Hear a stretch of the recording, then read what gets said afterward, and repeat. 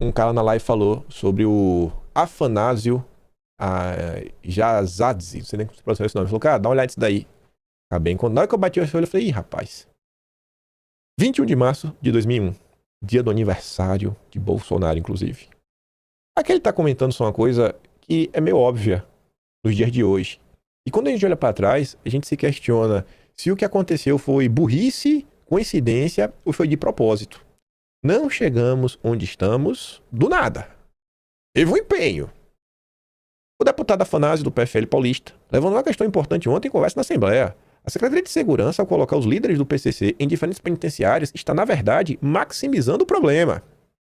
Em vários presídios, eles vão poder catequizar mais presos e aumentar o seu poder. Seria mais lógico juntá-los todos em um presídio de segurança máxima, onde eles não tivessem contato com mais ninguém. Isso foi em 2001. O que aconteceria 5 anos depois? A Grande Rebelião de 2006. Assim, as coisas que acontecem no Brasil não são aleatórias. Não são por falta de aviso. A classe política falhou. E a gente se pergunta, né? Quem que comandava São Paulo? Qual o partido? Era o Tucanato? Era a turma do PSDB?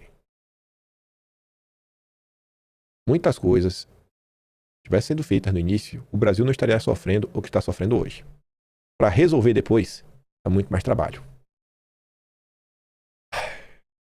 Provando que o Brasil está preso num loop eterno. Se vocês acham que esse papo de ai, não dá pra chamar de terror, pipipi, popopô, começou agora pra proteger o Lula, você está muito enganado. Se você acha que o Leonardo Coutinho inventou a pedra porque ele escreveu agora esse artigo que a gente acabou de ler, onde vai trazendo vários argumentos logo pra cara, não é porque não tem ideologia que não toca o terror. Leonardo Coutinho tá 24 anos atrasado. 22 de fevereiro de 2002, a bomba na secretaria. Texto de Luiz Flávio Borges Durso, que é criminalista, presidente da Associação Brasileira dos Advogados Criminalistas, ABRAC, presidente da Academia Brasileira de Direito Criminal, ABDCRIM, membro do Conselho Penitenciário Nacional do Ministério da Justiça e do Conselho Nacional de Segurança Pública. A perplexidade e preocupação são as consequências imediatas provocadas pela explosão de uma bomba na Secretaria de Administração Penitenciária do Estado de São Paulo. Felizmente, nenhuma vida se perdeu nesse episódio, embora 3 ou 4 funcionários foram feridos. Afinal, o que é que está ocorrendo? O que é que está acontecendo no Brasil? Estamos assistindo a uma forma de desafio feito por grupos organizados para o crime. Será que é a volta do terror? Será? Não. Será? Será, rapaz? Não, não é possível. Mas agora sem ideologia? Será? Parece que sim. É realmente, né? Parece que sim. O primeiro comando da capital, o PCC, para não restar dúvida que ele tá falando do PCC, assumiu a autoridade do atentado por meio de uma mensagem que ameaça, advertindo que se não pararem os maus tratos, os ataques irão continuar, salientando que tal providência fora tomada pelos oprimidos contra os opressores. O Brasil já assistiu num passado não muito distante o que é terrorismo agindo, porquanto não há limites para suas ações, as quais visam exclusivamente seus fins ideológicos sem poupar vidas. O mundo, em recentíssimo evento do terror, também assistiu o que todos teimaram em não acreditar, apesar das imagens mostrarem a exaustão, as torres gêmeas desabarem após 2 aviões com elas colidirem numa ousada ação de grupos que tocam terror.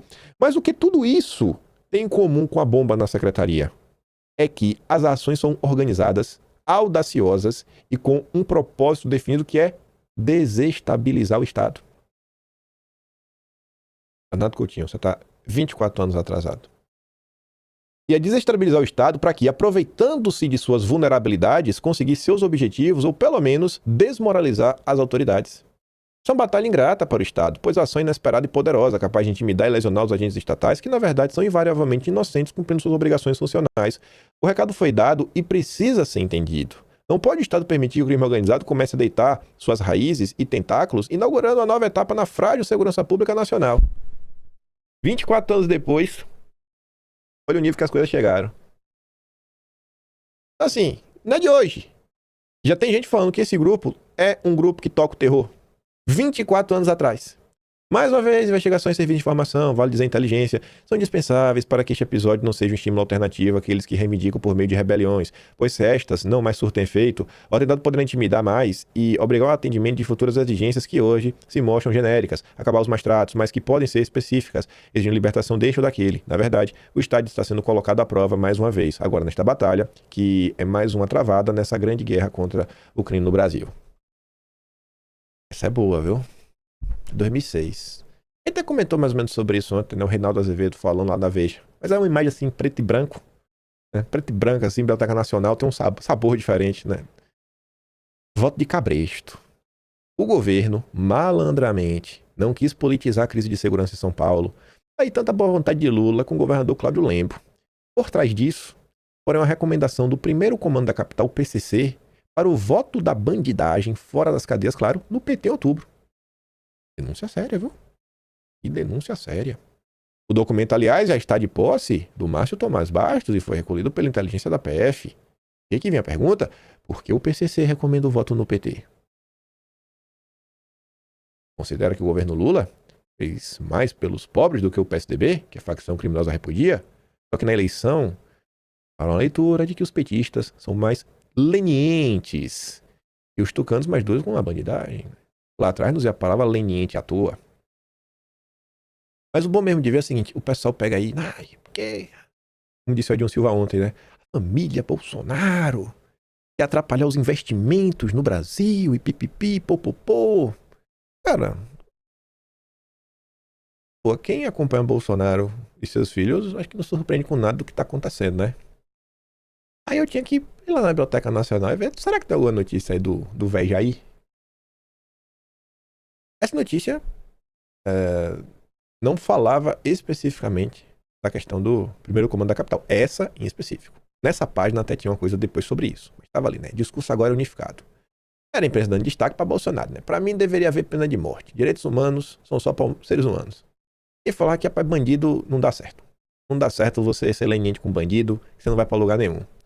Adversários na campanha do referendo de venda de armas, frentes parlamentares estão juntas em defesa de penas mais severas para atentados contra a vida. Linha dura, Bolsonaro comemora a virada. Pois é. Mas a coisa vai passando, né? Aí no mesmo Correio Brasiliense, 19 de setembro de 2006, aqui já falando do PCC, os sucessivos ataques do PCC em São Paulo reacenderam os debates sobre propostas polêmicas na área de segurança pública, como a pena de morte e a redução da maioridade penal. Na Câmara, um deputado federal, conhecido como Jair Bolsonaro, também pretende insistir na redução da maioridade penal.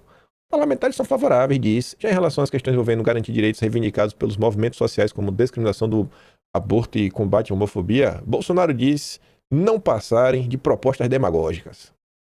2006. Onde é que tu estava em 2006, hein? Onde é que tu estava em 2006? O mito estava ali, lutando pela vida. Aí lá pra frente dizia, né? Fraga, é contra a pena de morte, no Brasil só morreria pobre, né? Já Bolsonaro discorda. Defensor da implantação da pena.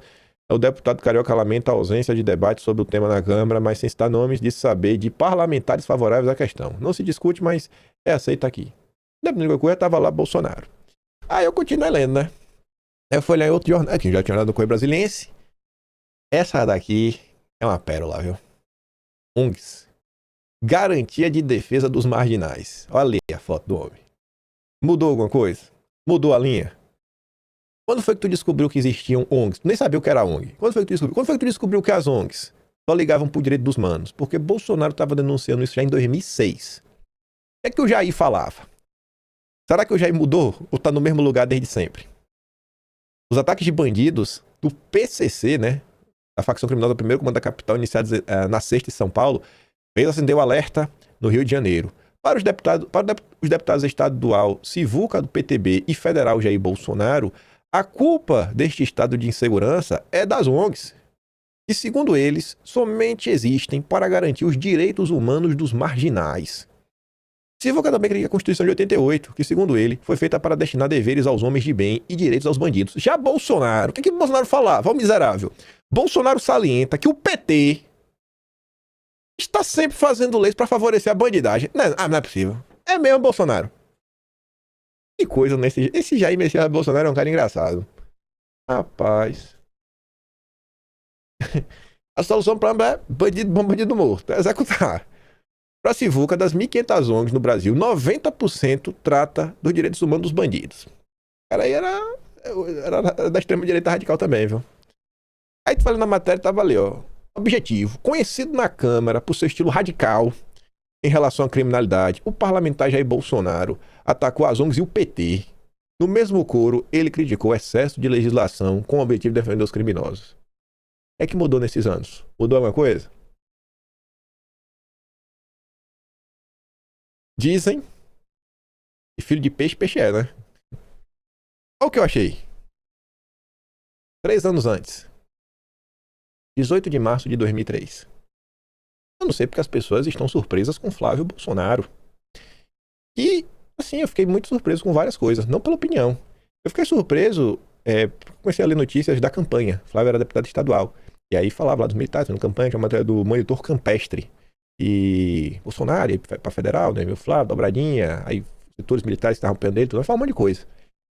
Flávio chegou na Alerj em seu primeiro ano de Alerj. Primeiro ano, novato, já era presidente da Comissão de Segurança Pública.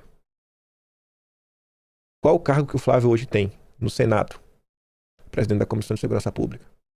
Quer dizer, se bem que agora trocou esse ano, mas ano passado ele era o presidente da Comissão de Segurança Pública. O Flávio mudou como pessoa? Não, né? Continua fazendo política. Flávio prova que sabe fazer política desde o seu primeiro ano. O cara acabou de chegar na LERJ e já estava presidindo a comissão. E escolheu segurança pública. Pelo amor de Deus, né, gente? Ninguém vai escolher uma comissão de um tema que não gosta, que não tem familiaridade. O período de isolamento... Aí o Jornal do Comércio fazia uma pergunta pro Flávio. Futuro presidente Flávio Bolsonaro. O período de isolamento para presos de alta periculosidade deve ser por tempo indeterminado, como sugere a autoridade do Poder Judiciário? O que é que o nosso presidente dizia em 2003? Presos como Fernandinho Beiramar são irrecuperáveis. Isolar criminosos de alta periculosidade por tempo indeterminado e desnecessário não altera nada, não impede que os crimes continuem acontecendo. O que esse tipo de detento precisa é um tratamento mais severo. É o Bukele brasileiro. Além disso, eles deveriam estar em presídios federais para receber esse tratamento para não sobrecarregar de responsabilidade de trabalho os presídios comuns que estão lotados. O que evitaria de se tornar uma escola do crime. Vocês não queriam Bukele? Olha o Bukele aí. Quem comete crimes hediondos precisa ser punido e vigiado com maior atenção, o que não acontece no país. Vocês não queriam Bukele? É o Bukele. É o Bukele. Então não me venha Faria Lima dizer que essas exigências dos Estados Unidos vão fazer que a gente fique contra o Flávio. Irmão, o Flávio vai sair desde sempre.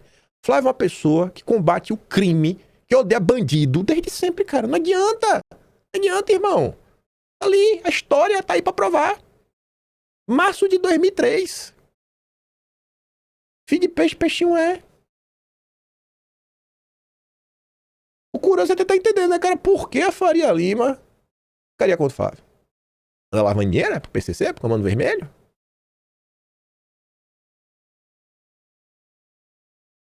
Tragar na cara aqui, ó. Quem é Flávio Bolsonaro? Mal chegou na política. Eu tava presidindo na comissão. Vou falar que é sorte? Foi sorte. Não, foi sorte, foi sorte. Mito Júnior tá lá, é sorte.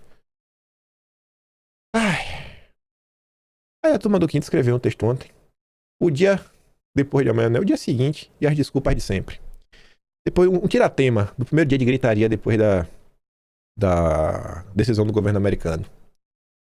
No dia seguinte, a decisão histórica dos Estados Unidos, o Brasil acordou diante de um espelho incômodo, em vez de um debate sério sobre como enfrentar essa turminha que domina periferias, presídios, rotas internacionais de armas e drogas.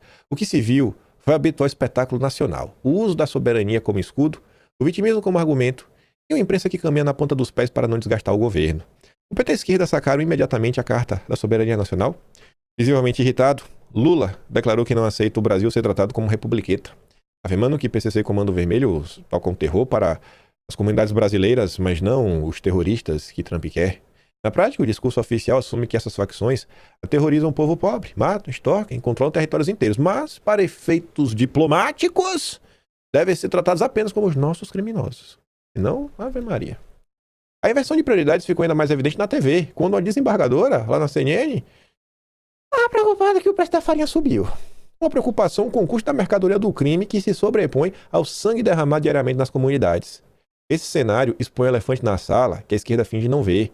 O PT governou o país por 18 dos últimos 23 anos, teve tempo, recursos e maioria parlamentares para enfrentar o problema, mas permitiu que o Estado fosse capturado por facções dentro dos presídios e assistiu à expansão territorial do tráfico internacional.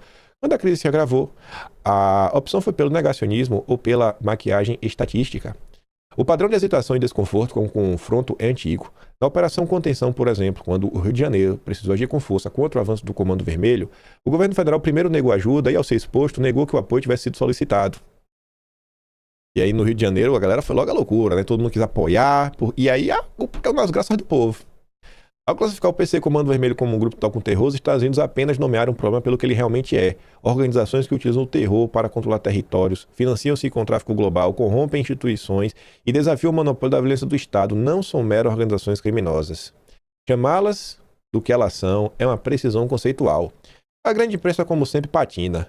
Embora conheça o tamanho do monstro por meio de relatórios de inteligência, dados de violência e execuções de autoridades, prefere apontar cuidados cirúrgicos, focando em riscos de intervenção ou efeitos colaterais na economia. Falta a essa gente coragem para dizer o óbvio. Se o Brasil se recusa a resolver seu problema interno, a pressão externa acaba ditando os termos. Soberania não é um cheque em branco para a incompetência. Ela se exerce governando de verdade, controlando fronteiras, reformando o sistema prisional, combatendo a lavagem de dinheiro e isolando as lideranças do crime. O resto é discurso para a plateia. As facções não são vítimas de gerência imperialista, mas sim predadores que se fortaleceram enquanto o Estado brasileiro investe narrativas que criminalizaram a repressão mais do que o próprio crime. O país não precisa de debates retóricos sobre termos, mas de vergonha na cara, coragem política e resultados concretos. Enquanto o governo se esquiva, as comunidades continuam sofrendo com o terror das facções. E tá aí. Uma pequena viagem ao passado para vocês verem que nós estamos presos nas mesmas discussões. As soluções que estavam na mesa lá atrás estão na mesa agora de novo em 2026. É 22 e confirma. Votar no 13, anular o voto. Precisa nem explicar, né?